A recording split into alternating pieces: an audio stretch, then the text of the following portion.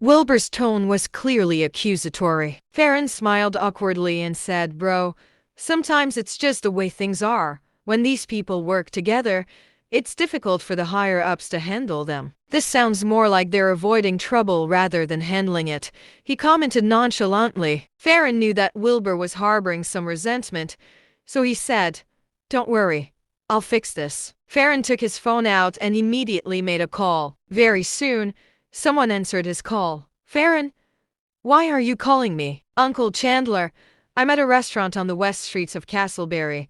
Some security company wants to take me away. Can you come over?" Chandler Anderson was stunned upon hearing that. Who in the world had the audacity to take Farron away? They must have a death wish. Farron wanted him to show up in person. He could not stand by when Farron called him personally, or could trouble him if he did not solve the problem. And that was something he did not want to deal with. "Farron, give me a moment and I'll be right there. I'd like to see who's bold enough to take you away." "All right," Farron replied. He ended the call and told Wilbur, "The head of national security, Chandler Anderson, will be here as soon as possible.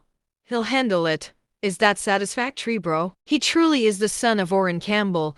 The head of the Seachertown National Security is just one call away, Wilbur thought. He thought about what happened to Ethan, and his mood turned sour. Farron noticed that Wilbur was downcast, so he did not dare to say anything else.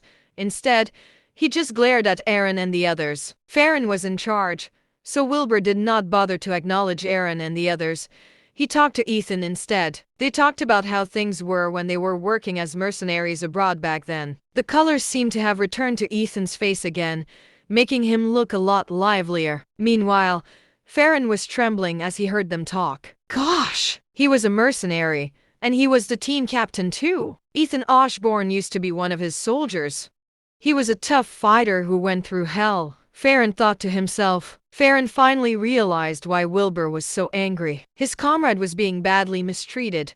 Farron could not stand it either if this happened to him. Time passed slowly as Wilbur quietly chatted with Ethan. Aaron finally regained consciousness after his subordinate's emergency rescue. He scrambled to his feet, pointed at Wilbur, and scolded angrily. "Fuck! How dare you hit me? Do you know who I am?"